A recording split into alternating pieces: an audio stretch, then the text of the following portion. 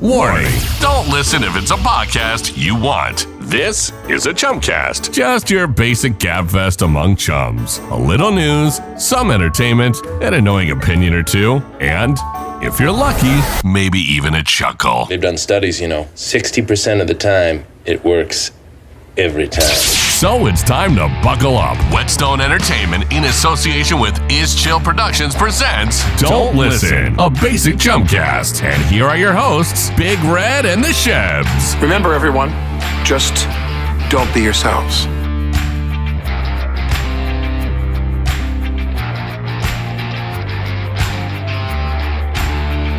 It's showtime. Go time. Fire it up, Big Red. Uh-oh, it's magic.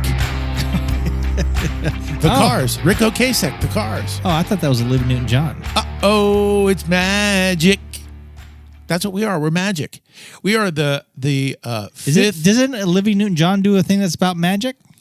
Oh, Xanadu. Is that magic? Yeah. Oh, Xanadu. You're still thinking about Olivia Newton-John, She was a beautiful woman. She was very... And a talented woman. hot. And seemed like a nice person that you could have an intelligent conversation with. And I don't think she had any male parts, like Jamie Lee Curtis. Oh, you've been talking about that since the pre-show meetings. Jesus, you're still on to a Jamie Lee Curtis, really? Yeah, hermaphrodite. Is that what they call them? I don't know. Yeah, I think so. Is that or trans? No, it's like a hermo or something. Yeah.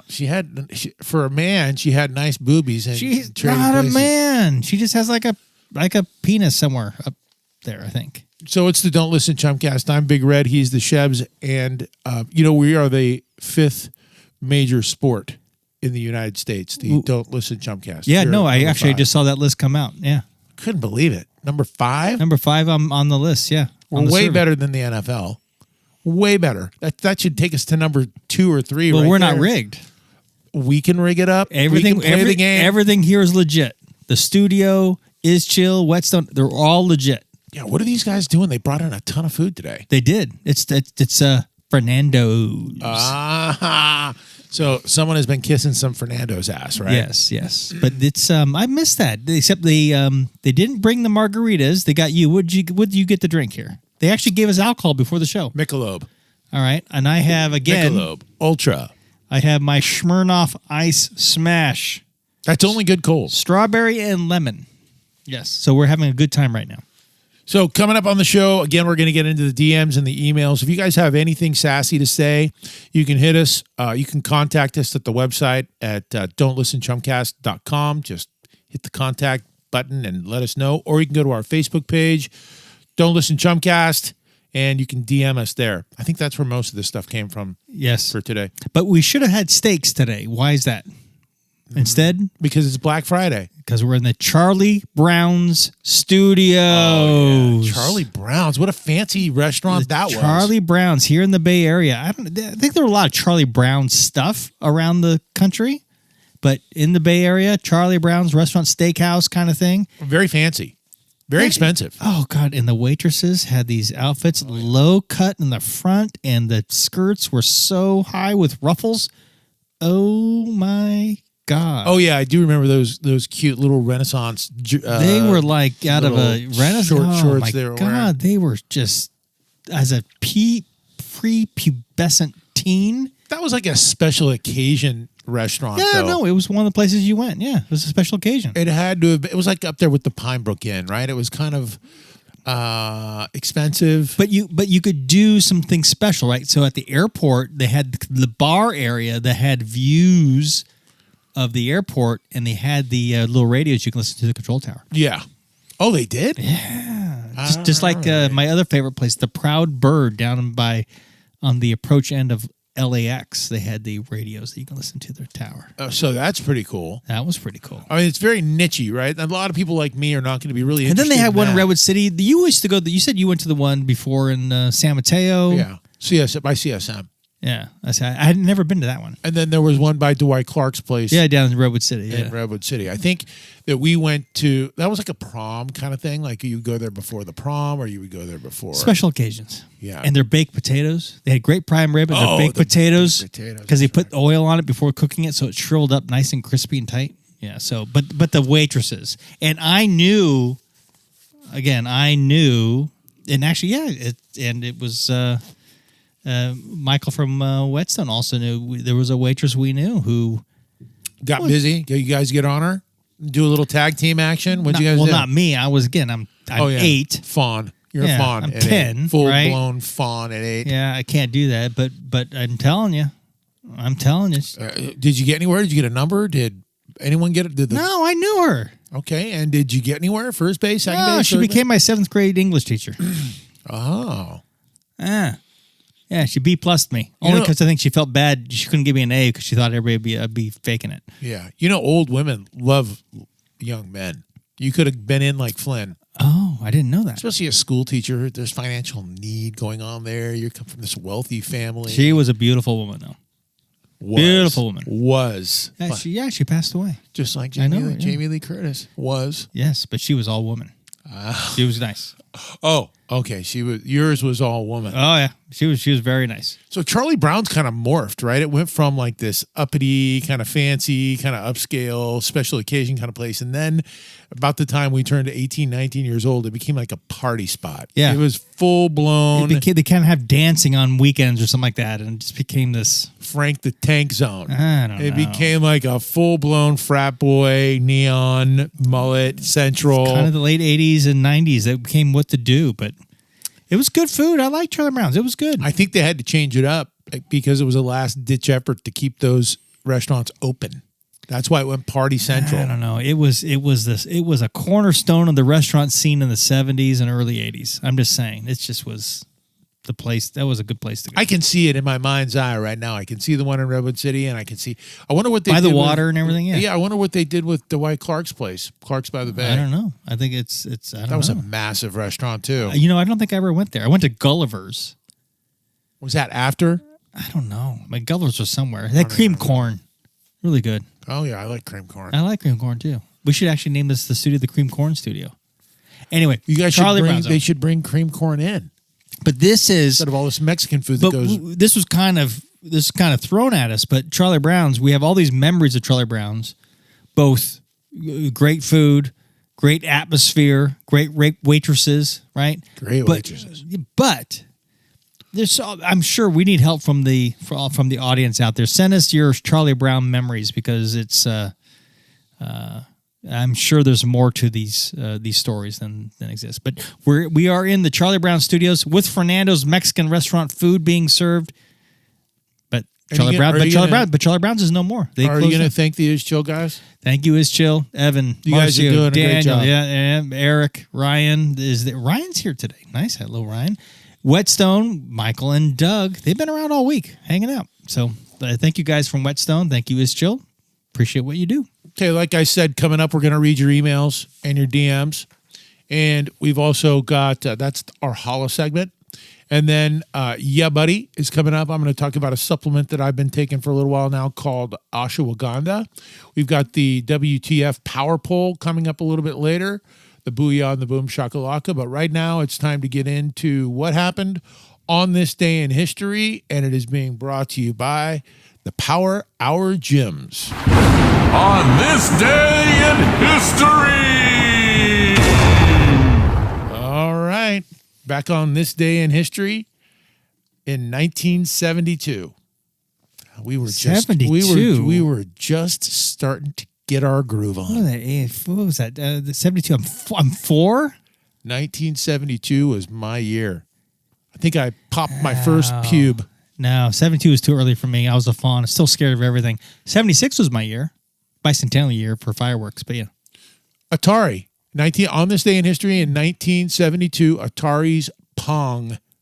Oh my God. Yeah, it was 1972. Doesn't that seem a little bit early? Seems early. Yeah. I mean, I thought it was like 76, 77, 78 or something like that. But Pong was developed on this day in history in 1972. And it's really the godfather. It is the guy. It's like the game that started everything. And you as soon as somebody got it in your neighborhood, they were the central. They were the sun. They were everything revolved around their house because they had Pong. Yeah, they're the OG of the Sony PlayStation and everything that spawned that came out after that.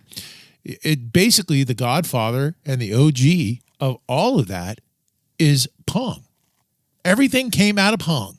All right. And you could play 1 player, 2 player. You could play 1 paddle, 2 paddles on each side.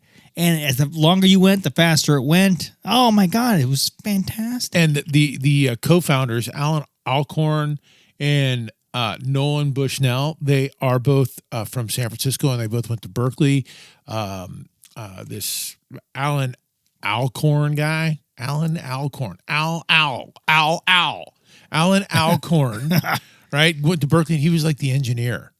So these partnerships were always kind of like this, right? You'd have the guy who would have the idea, and the guy that puts it together, and would have limited technology ideas, limited with his whole, and he'd go out and find a guy who went to Berkeley, who got an engineering degree, who could put together a video game, a table tennis video game, is what it was in 1972. And remember, you get too excited with your controller and over swipe at the Pong ball, and it's like a off speed pitch in baseball, would slowly just go right past you, and you lose your point. Well, it was not the first video game. The Magnavox Odyssey was the first actual console, but Atari was the first to gain, worldwide attention.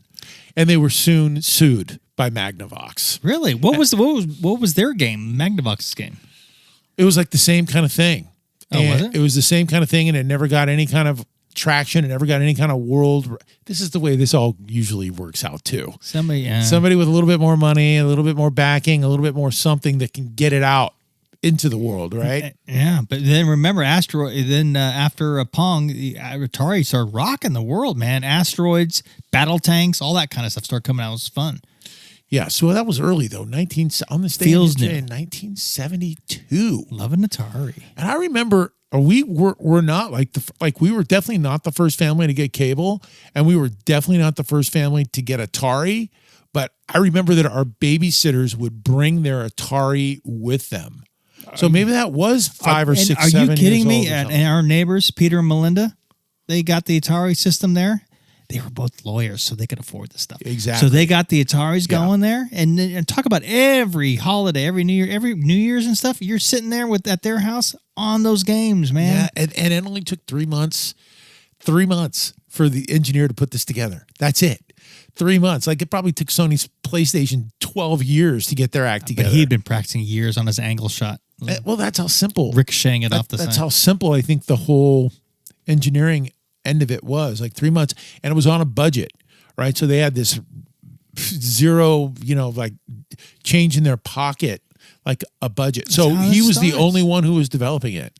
Alcorn, whatever his name is, he was the only guy developing it. And then they got sued by Magnavox, and they didn't have any money. They didn't have any money so they had to settle out of court. So they actually had to pay Magnavox, a huge company, out of pocket. Out of royalties or something. Yeah, they probably had to do something like that, yeah. So yeah, but the innovations and sequels that you were talking to, where you could do the curveball, the slider, by 75, the big break was really in 75. This is probably where we come along, because Christmas time in 1975, Pong got, they tweaked it. They made sure that it was all, ready to go mainstream, and they got a home console exclusive deal to sell all of these units out of Sears. Oh, Sears. That was a big player back then. So you remember at the Hillsdale Mall, the Sears was where the Barnes & Nobles is now, right? And you'd have to go downstairs, and that's where you'd go down the escalators into a basement, and that was where all the killer power tools and all that stuff was. Yeah. And they had one little aisle there where they would have like fun little toys or something. I totally remember that. And that was where I remember us getting our first Pong. Pong, man. I sucked at it. It's just too boring for me. I needed a little bit more action. Well, you are tall, and tall people have trouble with stuff like that. Yeah. That tall people have a problem with Pong. Yeah. That's very discriminating. I'm very offended. When you're sitting on the bed playing it, your head's so high up. No, your head's so high up, you can't, the angle's off. Your angle's off. I'm just saying. That's what happened on this day in history back in 1972. And it was brought to you by our friends at the Power Hour Gems.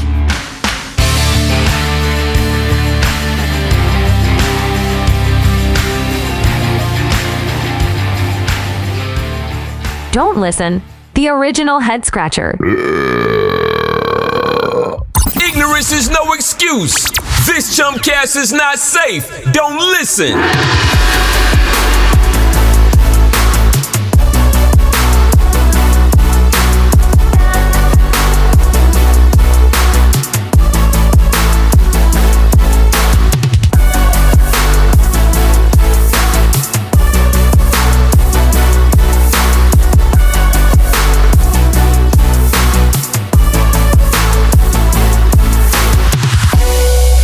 The hot mess of a dumpster fire will continue.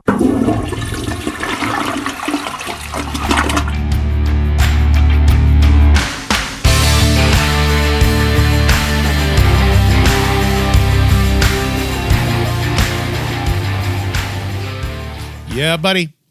Thanks for coming back. It's the Don't Listen Chumcast. I'm Big Red. He is the Shebs.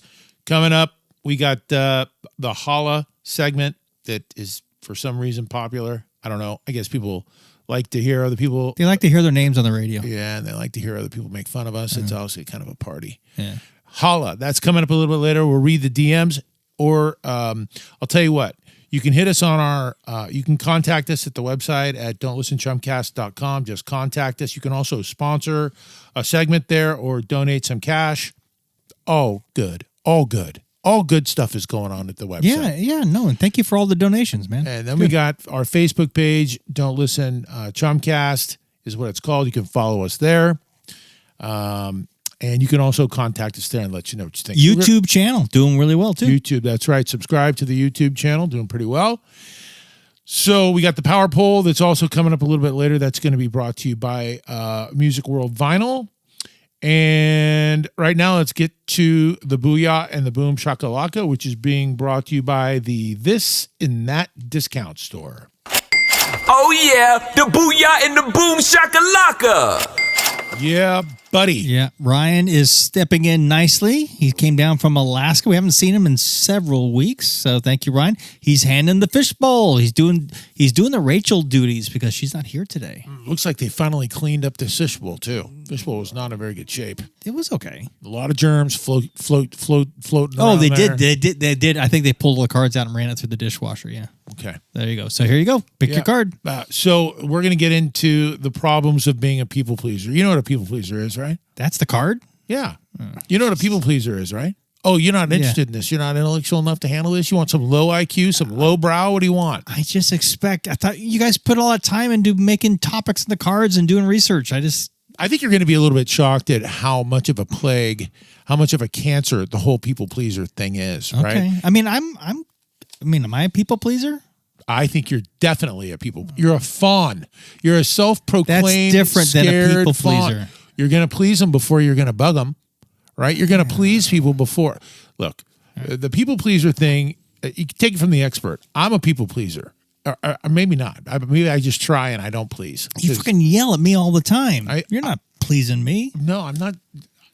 Maybe you didn't make the list. Maybe I don't care about pleasing you.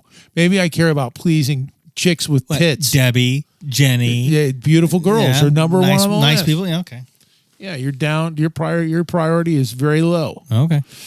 But I do struggle a little bit with this people pleaser thing, which is where this segment actually came from. And a lot of us struggle with this.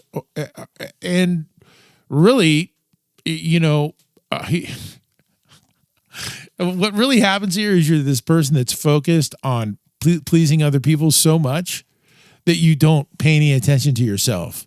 And you don't do anything for you. You never satisfy yourself, And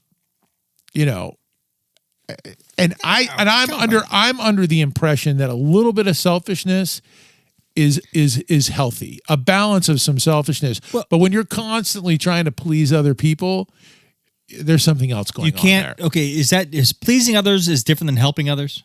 Or is that the same thing? You're a people pleaser. So I agree with that. You're doing whatever you can to please other people. There's an old saying, and I'm not going to say the saying because I don't know the saying, but I know the concept about you got to make sure you're okay in order to help others, right? That's right. Right? But generally, I think people... So to your point about you got to have a little selfishness, right? for yourself. That's what I'm saying. Yeah, I get that. Okay. Right? Just a little bit of balance, right? You have to be selfish at some point, but we spend so much energy and way too much effort on pleasing other people and taking care of others when we actually really need to be checking ourselves. We actually need to be spending, there's a little diversion probably going on there, right? The person that's doing the people pleasing probably doesn't want to spend a lot of time focusing on their own issues, air quotes, Right. issues, right? Right. So, but I think that what happens with people pleasers sometimes is that they lack getting any support from the outside. So because they're so busy pleasing other people, they don't get the support from other people, right? Right. And they eventually run out of gas, or they run out of energy, or they have they need to take a mental break, right? Or they need think about moms. Moms are people pleasers all the time. They've got to do it all. Moms are doing it all from the jump. She was not pleasing. My mother was not pleasing me. She got when sick of it. Whacking me with a wooden spoon, but She ran out of energy. But I deserved it, though. I don't know. So control does play into this. This was kind of interesting. The people pleasers who they really can't give up control, and they allow others. Sounds like a politician. They can't give up control. That's say yes to what it everybody, is. right? Right. So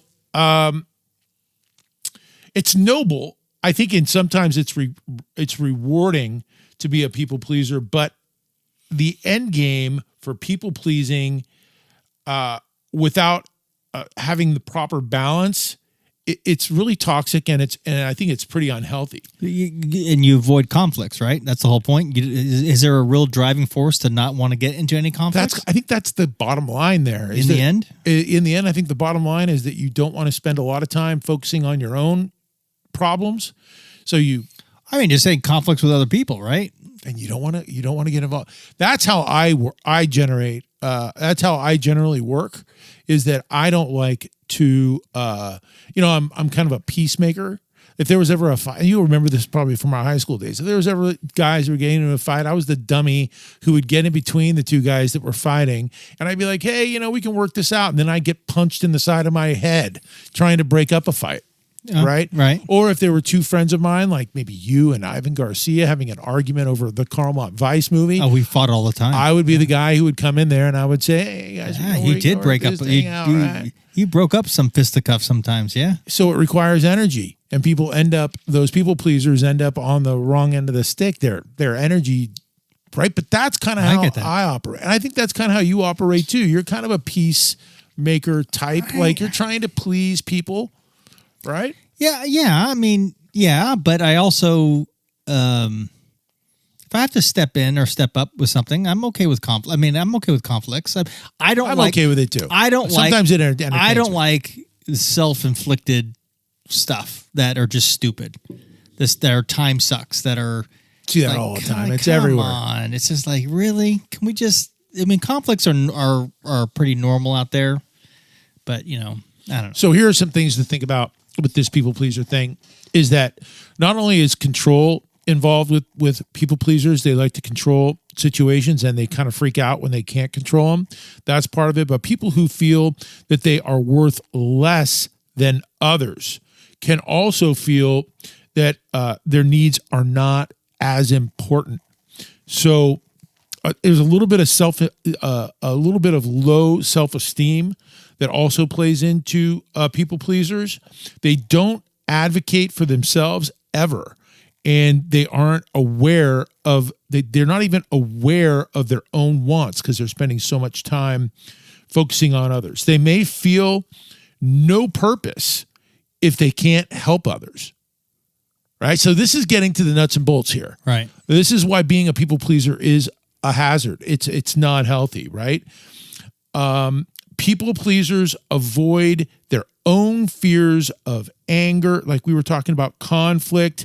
They don't want any sort of confrontations, and pleasing people doesn't diminish these factors. It actually works against them, Yeah. and intensifies those insecurities. Yeah, because they'll come to a head regardless. Yeah. They'll come Especially if you're pushing them down by trying to focus on someone else's issues, right? On Yeah. helping other people. I fall into that frequently. Like I will avoid some of my own issues that are going on with myself and focus on somebody else's issues just so I don't have to focus on my issues. Yeah, you're always yelling I at can me. admit You're to that. totally focused Yeah. on my issues. Come Yeah, on, that's man. a lot easier. They're everywhere. I'm gonna freaking. They're everywhere. They're like satellites circulating the Keith Earth. I'm sending your text that you sent me to Is Chill. They can post it on the website. There you go. I'm not saying this to be a prick, but I say this all the time, and I'll get accused of being a prick like 900 times. But you just have to be aware of yourself. Like whenever we have these conversations or these segments that are kind of like this, it always comes back down to being aware of like how you feel, being aware of your behavior, being aware of those kinds of things. So that's really what this is all about. Is if you're a people pleaser, you're really damaging yourself, and by damaging yourself, you're not really able to help another person. A nice, healthy balance is what I'm trying to get to here, right? It's like anything and everything in moderation, nice and balanced. And here's a few things. Yeah, that's right. Everything in moderation, everything balanced. I'm a Libra, if you can't tell. And here's a few things to look for or to know about yourself, right? These are people pleasers. You struggle to say the word no. Struggle to voice any opinions. So let's go through this checklist. That's me. I don't say no. I don't like to say no. Me too. I don't like to give my opinions on the show. But when the mics are turned off, we can have a pretty good opinionated conversation. Yeah, but still, my tone is always kind of down the middle, though. Yeah, I'm in the same boat as you, and you suffer at the expense of doing favors for others. Oh, that yeah. we're both in that boat, dude. I'll drive you to the airport, even if I have to get up at 4 a.m. Yeah. And then you don't even give me $10 or a popsicle or a piece of gum when we get there, and then you're going home the whole time going, I'm never doing that right again. See, it makes you feel like shit. People pleasing is like not the route to go. You suffer at the expense of doing other stuff for other people, right? Like going to the airport. Needy or dependent in relationships. You always need approval. So I hope people are going through this list and going, yeah, that's me. Because I think people pleasing, I've been noticing this. I think there are a lot of people, like it's a plague, like it's a cancer. Like it's all over the place. It's like overpopulation. It's an issue. All right, send us your notes, man. Send us people out there. Send us. You got to be liked no matter what the cost. All right, right. If you're a people pleaser, criticisms, they stick with you. You don't just dust those things off. Those criticisms stick. Yeah, I've had a couple, especially my childhood. Yeah, stung like a Dickens. Yeah, like we said, it's all about balance. So that might not have been the greatest segment we've ever done, but it was a nice change of pace. I don't know. Is Chill's doing okay? They're saying it's okay. That was the Booyah and the Boom Shakalaka.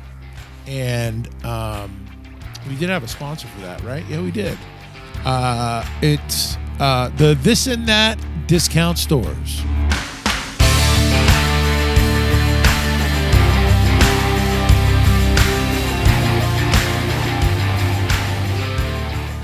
The hot mess of a dumpster fire will continue.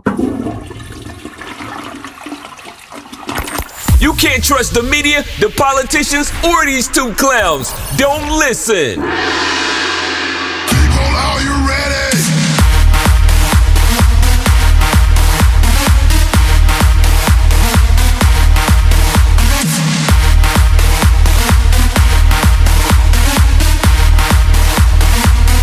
Are you ready?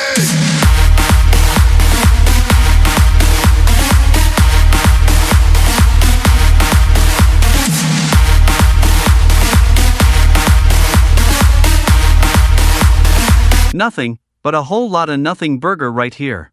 Don't listen.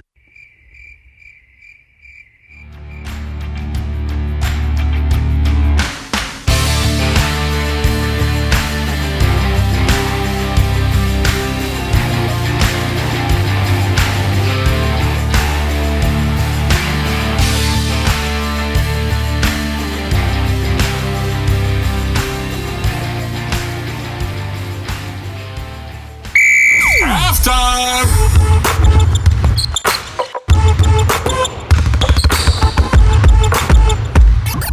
It's halftime. Go time. Fire it up, Big Red. And by the way, this is a nice little break here. Yeah. You and I don't get the break.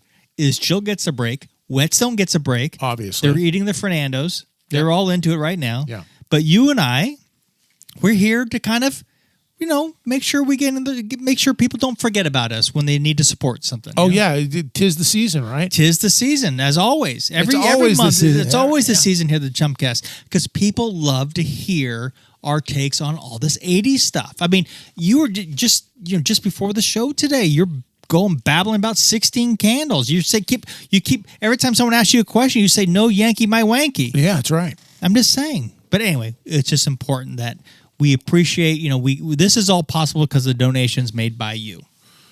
Yeah. So if you guys want to donate some money to us, we don't like to beg.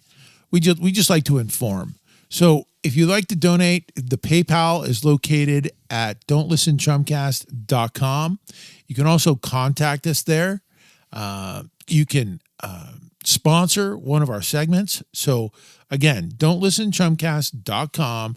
Contact us. Let us know if you're interested in sponsoring one of our segments, and we will happily get back to you. Absolutely. Customer service is our number one. It's deal. the absolute number one thing. And that way you can hear more about what we think about The Princess Bride. Did you like it? Oh, my God. Was that fantastic or what? I mean, how did that not win an Oscar? Yeah, I mean, anybody got a peanut? I mean, that's the answer for everything. What about E.T.? Did you cry in E.T.? I don't cry in movies. What's wrong with you? E.T. went home. You had to cry.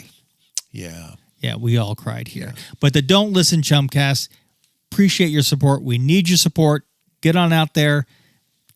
Send some dollars in. We'll keep this thing going. Sponsor, donate, breathe, drink water, Subscribe, exercise. like, the whole thing. The Don't Listen Chumcast.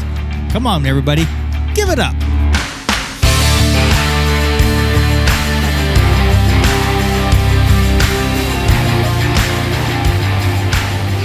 The Don't Listen Basic Chumcast. This mind virus is no joke.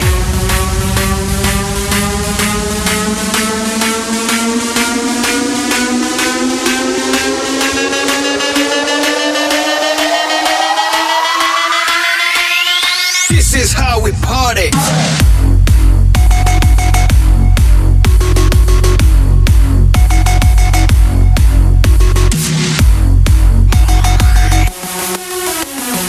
Nothing, but a whole lot of nothing burger right here. Don't listen.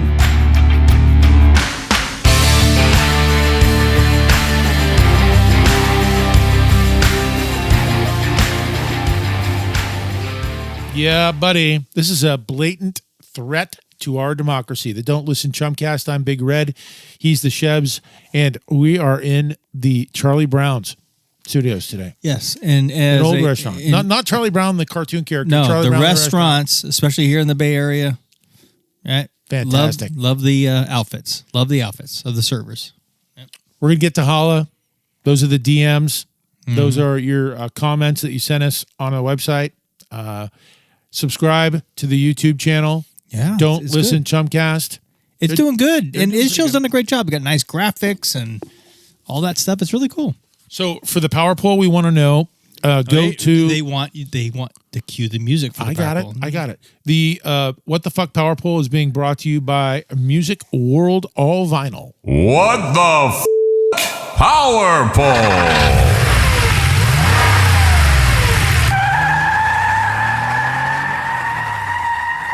And as we take a look at the, okay, am I going to be okay with it? Okay, They're I'm going to fine. be okay with this. You acted like you were going right into the power poll. That's their problem. Okay, so the power poll, which will be on the website at don'tlistenchumcast.com. Go ahead and Let us know how you feel, man. let us know. Are you a people pleaser? Do you consider yourself a people pleaser?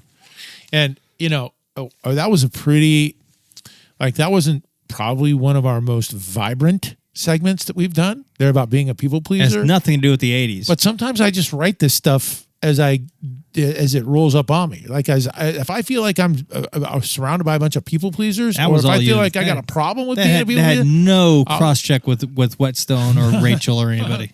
and they don't seem pissed, but they they're trying to sell. They're trying to get sponsors and stuff, and you start talking about that. But if you think that's a crappy segment, we're going to talk about my supplements next, which I'm taking ashwagandha now. Oh, good God. Are you kidding me? What? That's the last segment for the show before Holla.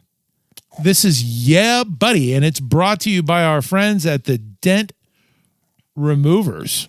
Yeah, buddy. The Dent Removers Automotive, not the Dent Removers. But really, we're talking about a supplement. I mean, this is what we're filling. Do you take any with. Supplements? I didn't even know what a supplement is. A supplement is a vitamin. Do you take any vitamins? Yeah, I take a couple things. What do you take? I take omega-3. Okay. Why do you take that? I don't eat fish. Haven't ever ate fish. Don't like fish. Don't like any seafood. So you get it from the omega-3. That's all. I was told to take that. And that's it? Vitamin D. And why do you take that one? I have no idea because I need vitamin D. Your doctor told you to take it? Yes. Okay. But that's it. But seriously, we're doing supplements. Is there an 80s spin? Is there like do they take supplements in Close Encounters of the Third Kind? I mean, was supplements in Star Wars? Come on, you got to give me something 80s with this stuff. Look, man, not every show can be 5-star. Every once in a while, we got to slow down the tempo. That's right. Like every album a band puts out, they always have the sucky songs. That's right. So this is the sucky one. I wouldn't call it. Let's just see. You're a guy. We're coming from different ends of the spectrum here. I take about 15 supplements a day. 15 supplements? Right. Is that because you're like 6'10"? I wake up and I take 8 or 9 different vitamins on top of my health food. Were you told to take it? And that no. Oh, a friend of mine recommended that I do this. Oh, then of course, yeah, you ought to take it. Yeah. So then I take another 5 or 6 or whatever before I go to bed. So the reason why I'm such an advocate of these, and doctors will tell you that they don't work. Doctors will tell you it's a big waste of money, blah, blah, blah. They'd rather give you an opioid, right? For the most part. But I had a friend who was nice enough to turn me on to these years ago, to turn me on to supplements a long time ago. And the reason why I still do it is because I have noticed a difference in my cognitive strength and my overall health. Like you feel the difference, right? Okay.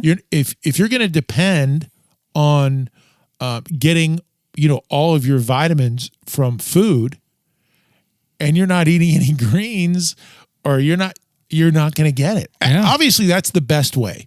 The best way to get the nutrients, they said that, is through food without question. Right. But as we age, our body produces less of it. So this ashwagandha thing really turned me on, man, because I was going through like I had torn my Achilles tendon, and I was going through this rough rehab, and I'd never experienced that level of pain before, and I had never been through that kind of a rehab. I didn't know if I was ever going to be able to walk again or work out again. I was in kind of a dark spot in my life, and I was looking for alternative ways to heal my my mind and my body at the same time. Like for the first time, I had become open, and the therapist that I was working with at that time said, you should try some of this ashwagandha stuff. And I was like, Ashwa who? Well, that is the worst name your therapist. Of anything. Is your therapist? My physical therapist, right? My physical therapist. I was getting a little bit depressed about all the work that was going into rehabbing my Achilles tendon. So she was like, maybe you should try some of these supplements. And one of the supplements that she mentioned was this crazy sounding freaking African tribe ashwagandha. And she was like, no, it's all natural. I think it's from a root or something like that. She was like, well, you should check it out. Right. And I didn't check it out. So she started sending me links and information about ashwagandha. So then I went and said, okay, well, I'm going to give this a try, because it's the name. Don't let the name throw you off. Ashwagandha. It's terrible. They should have come up with a better name to market this stuff. Yeah, like Terminator or Officer and Gentleman vitamins. Yeah, those things, would have been great to name a vitamin. Yeah, something you can work with. Yeah. So ashwagandha is a very tough one to market. No. You know, how about About Last Night? See, that would have been a great name for a supplement. About Last Night. I know, right? Yeah, there you go. So I was taking this stuff called B complex that was kind of helping, and it did. It actually helped a little bit with the stress and the tad bit of depression that I was going through at the time. B complex is kind of a go-to stress reliever with in the supplement world, but the ashwagandha was actually a pretty steep step up.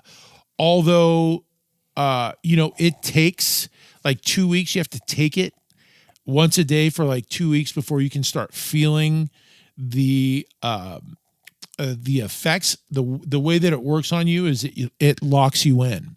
So your attention is much better. Your attention to detail, your creativity is much better. Your depression goes away. You have more of a chilled, sort of laid back. It probably lowers your blood pressure a little bit as well. The only complaint that I've ever heard anybody, and it's kind of an underground thing, people don't go around like me talking about taking ashwagandha, but when you mention something, people will pipe in and say, oh yeah, I had a problem. I loved it, but the only problem that you hear about is that people who take it in the morning on an empty stomach, they will get an upset stomach. I think that's for pussies because I've never had that problem. I've never had that problem. I take it on an. Does it tell you to take it with food? I can't remember whether it does or not. But after you haven't had a problem. But after I heard that, I was like, so I should probably have a little bit of food on my. I always think the hardest part about this stuff is trying to remember what you felt like before and then what you feel like after taking it. To me, that's a hard. It's very subtle. It's subtle. It's always very subtle. People go in thinking, oh, I'm going to get these major changes. And because that's the way it's marketed, right? Like you read about ashwagandha and it's like, oh, we're going to take you to the clouds of heaven. Right. You're going to be light as a feather. You're going to be happy-go-lucky and and it's not like that. It's very subtle. And with most of the most difficult thing that I think people have going with vitamins or with anything is getting into the regimen. Yeah. So I'm in a very firm regimen where, I wake up in the morning and I do my stretching. I go through my whole regimen. And then after I eat, I go right after my supplements. And then I will do my walk for the day, right? So I think part of it is getting into the regimen. And then another part of it is the expense. So, and there's a big myth out there that, and I don't think it's all the way untrue. There's some truth in the fact that supplements can be a ripoff, that it can be a lot of plastics, that there can be very little, people actually will spend far more than I spend at Costco on supplements because they don't believe the ones at Costco are real, right? There's a big thing about supplements that are produced in China not being legit. Yeah. Okay. Right. So people will go out and that's where you get all your stuff is at Costco. Yeah. Oh. Well, no, and now Amazon too. Okay. And now Amazon, they carry just about everything. But it's not for everybody. I just recommended this to part of the reason why I wrote this was because I just recommended this to a family member of mine, and she did. She's not interested. Right. No big deal. Not interested. And even if she was interested, I don't think she really has the discipline to be able to do it every day. So if I were to take it, why am I taking it? What's going on with me? You're taking it mainly for focus and to lighten any sort of darkness or to lighten any sort of depression. Okay. Right? That's what the ashwagandha is all about. But again, it's not going to be cheap. It's not, none of this stuff is cheap. And the way that I go with my supplements is if they're super cheap and if it doesn't have a good name, I'm really not gonna go there. I'm not gonna go extreme route though. I'm not gonna go buy like the $60 drop that I put on my tongue. Right. It's not really that important to me because there is a mental component. Like you feel a little bit more healthy. Even if it's making you healthy or not, when you're taking these supplements, you do feel like you're more of a healthy person. Right. Even though you could be taking, psychological. There you go. There's the placebo effect. Placebo effect. Placebo effect. That's what they call it. Yeah. So anyway, I just wanted everybody to know that if you guys are interested in taking supplements as we age, it's going to be important that we supplement our health. Ashwagandha is one of my go-tos. So I would recommend if you're curious or if you're not feeling particularly well or healthy, throw in some exercise, drink a little bit of water, and take this ashwagandha, give it a shot. It's not for everybody, but give it a shot and give yourself about a month. Like every day for about a month. It's weird how these things work, and it's subtle. So you're not going to feel a lightning bolt going off above your head. It's not like it's subtle, but you'll eventually say to yourself, wow, I'm writing some pretty good Chumcast segments. Yeah. Yeah, I ran out. Yeah. I ran out of my ashwagandha. Yeah. I'm all the ashwagandha is taking Ashwagandha, can you say that? ashwagandha. Ashwagandha is really taking hold because I'm writing these great segments on risky business. Yeah, on taps. Let's talk about people pleasers and ashwagandha. Yes, this is going to be one of the best episodes ever. How did I get this through? I didn't tell anybody. I went under the radar. Yeah, you did go under the radar of that because I was expecting something on. That's that little selfish balance we need every once in a while that I was talking about with the people pleasers. I'm not a people pleaser all the time. I thought we were going more cowboy. I thought we were going outsiders. I thought we were doing something like that. But no, here we go. Yeah, so stick around. That was Holla. But no. That was Yeah Buddy. Yeah, Buddy. Yeah, buddy. Yeah, Buddy. And it was brought to you by let's see here. The Dent. Oh, the Dent what? The Dent Removers. Removers Automotive. Yeah. The Dent Removers Automotive.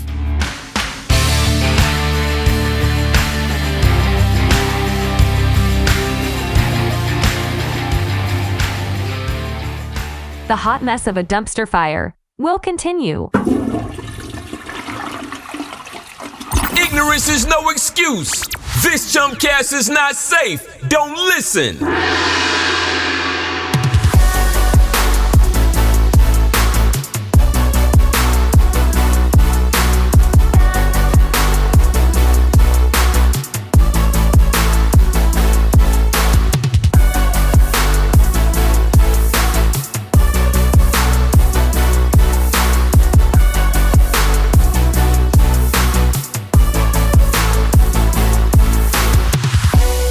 The Don't Listen Basic Chumcast.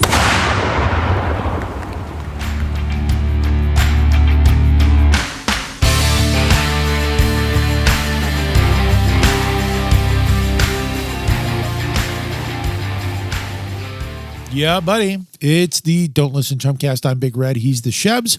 And we're almost out of here. It's time to get into Holla. Holla! Holla! Holla! Holla! Holla is being brought to us today by the Home Office Designers. Do you have any of these things? Did they give you any of the DMs? They gave me three, and guess what? There is one, which I'll save to the end. Okay. It's one from our friend Stacy in Gilroy. Remember that nut job down there? Well, excuse me, I don't want to call her a nut job because she's going through some stuff, but she's reporting in. But anyway. Matthew in Burlingame. Oh, Matthew. Good name. Must be good looking. Great Chumcast. That Gold Rush episode was so inspiring. I did a tour of Ralston Hall in Belmont. I don't think you can do a tour there. Can you? I mean, you can drive go there. You can there. drive through there, but I think it's like being redone or something. I don't know. There might be something. But anyway, The guy from Burlingame came down to check out Ralston Hall. Yeah, so I'll give him the benefit of the doubt. He came up to Belmont from Burlingame. He checked out Ralston Hall, and he also went down to the old Western White House in Hillsborough. So he drove past it. You know, you can't get in there. But if you go to the gate, it's got a big old huge iron gate in front of it and with a bunch of shrubs growing all over it. But you can pull it. This is right there off of El Camino in Hillsborough. You can pull into the driveway and look through the gate. So I'm assuming that's what you did there, Matthew in Burlingame. So epic, very eye-opening. What asshats? Oh, it was very eye-opening, that episode, to hear what asshats those two dudes were.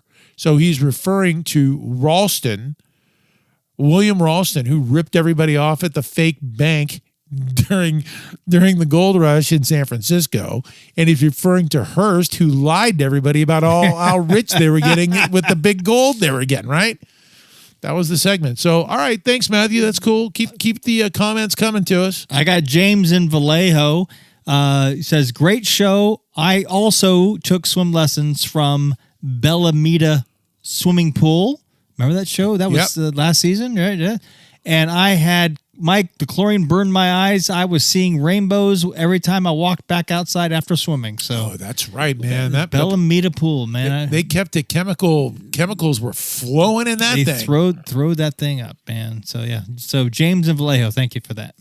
Yep. Yeah, the Bellamita Pool. Good times, bro. Yep. Good times. Now it's like an outdoor playground for nobody. I never see anybody playing in that playground. No. Should have kept the pool. Yeah, there you go. That's right. Okay, this is Trina. She's in Roseville, up near Sacramento. Oh, I got a Roseville. Lots of variety. We know lots of people up there. Oh yeah, everybody from here went there. Yes. And the next one I have is also somebody we went to high school with. Okay, lots of variety. She's commenting on the Chumcast. All over the place, though. Your topics are all over the place. And I want you guys to know that it makes it harder for people to find you on directories for podcasts, like me. So she had a hard time finding us, I guess, is what she's saying, right? The directories on like Spotify. That's an chill question. Yeah, I don't know. Well, we need to figure that out. I thought the Chumcast was pretty unique when we came up with the name of I thought that would put us at the top of the directories. Because it's not a podcast. It's a Chumcast. Just two guys. Besides, I don't want to become all mainstream, and I don't want any of that. I don't want people. We need to hide more often than we need to come out. We need to hide. We need to stay in the closet. That's what I'm saying to you, Trina. We're trying to keep a low profile around here. But she says, I'm glad that I did find you guys, even though that was kind of tough. The toilet paper history, I have never laughed so hard in my life. Everybody takes toilet paper for granted. I'm telling you, that was a good episode there. All right, Matthew. Almost as good as Ashwagandha. We got Matthew in Roseville. I know he's my brother. He says, to the Shebs, I love you, brother. Oh, that's sweet. Yeah, that's sweet. We know him. He's got your back. He's good. Yeah, good guy. Johnny's Big Banana is in Salt Lake City, and he says, do some work on your phone. Oh, God, here we go with the Facebook page again. Do some work on your Facebook page. Add more social media. Your YouTube channel sucks too. I can help you. But I can't help with your content, which is fan-fucking-tastic. So he did a little wraparound there. See how that goes? Yeah. Negative. Pat you on the ass, get back in the game. Yes. Right? Hate you, but this is kind of good. Hate you, this is kind of good. Hate you, this is kind of good. Hate you, this is kind of good. Yeah, you sound like a broken record there. We have Dino from Miami, right? Attended many birthday parties at Belmont, Iceland. Oh, yeah. Yes. Oh, he must have commuted in from Miami, huh? No, clearly he's from here, but he's living in Miami. Oh, yeah. Loved it after they zambonied the ice and everything was all wet and you could slide and just get soaked. I loved it. I hated that. That was the part I hated. I always wanted to drive the Zamboni. Dino, was that short for something? I knew a Dino, but that was elementary school. I think Dino is long for Dean. Right? Dino. It's Dino. I don't know. Oh, yeah, Dino from the Flintstones. Oh, yeah, that's the dog. Last one. I got one more, too. Okay, this is Sarah in San Mateo. She says that she saw the Shebs shopping for bras at Victoria's Secret last week. And she says that she asked for your autograph and you blushed and ran away in your high heels. So she wants to know what the shade of lipstick was that you were wearing. So, okay. So that's a little embellished. They never let me read these. I didn't run away. We took a selfie. Yeah. She was nice. I remember her. What was the shade of lipstick? I didn't have lipstick. I wasn't wearing high heels, and I didn't run away. I'm 56. I'm not a fawn anymore. I don't get scared like that. Oh my God. Last one. You remember Stacy from Gilroy? Holla. You remember Stacy from Gilroy? Yeah, I do. Kind of the nut job. I do. So look at this. Look at how long this is. It's long. It's long. The short. Oh my God. The that's more long. the cliff notes here is she's doing okay. She's doing better. Okay. And she still loves the show. That's Stacy. Stacy, actually, we joke, but we appreciate all the emails you sent us. So it's nice. We really do. She's been very supportive. I mean, she gave us. Well, she participates. I don't care if she's blabbing about this or that. She's participating. Do you remember that check for $1,000 we got? That was her too. That was the immediate feeling of, oh my God, this girl's not right. That was her? Yes. Remember we were like, this girl's not right. That was the beginning of us feeling like the girl was not right. But then we got checks for over that amount from other people, and they seemed to be okay. So we should not be making fun of people that are giving us money. Well, it's good radio. So they can donate. You guys can donate to us on the website. Contact us there. It's don'tlistenchumcast.com. You can also hit us up on our really super shitty Facebook page, according to the dudes who write into us. Don't Listen Chumcast. And you can also subscribe to our YouTube page, which is also very creatively called Don't Listen Chumcast. And don't forget to listen to us on the mountain every Sunday night, basically, right? What was it, 11 p.m.? Back on the East Coast, 8 p.m. Pacific. And it's exclusive. So if you miss the Chumcast on, say, a Friday when it comes out, you can always catch it on a Sunday evening. Just catch it on a Sunday evening. And I enjoy the music. Just the mountain.live. It's actually great. You know, I'm actually doing some work on Sunday nights. I got the mountain.live on my streaming, listening to some music, and then all of a sudden, don't listen. If it's a podcast that you want, then that shoots on right at 8 o'clock out here in the Pacific Coast. Okay, that's the mountain.live, and this is the Don't Listen Chumcast. Thank you so much for sticking around. We will catch you the next time. And if you're feeling depressed or maybe a little bit overwhelmed, don't do it. Call the Suicide Prevention Hotline at 866-903-3787. And remember that everything we want is on the other side of fear. Bye, Felicia. Don't listen. A Basic Chumcast has been an exclusive presentation of Whetstone Entertainment in association with Is Chill Productions. Subscribe, follow, like, and share us while on your favorite social media hangouts and our YouTube channel. We're not into begging, but if you like us, review us and support us by continuing to check us out on your favorite podcast platforms. Find more fun and hit us with your feedback at don'tlistenchumcast.com. Yeah, that's fantastic.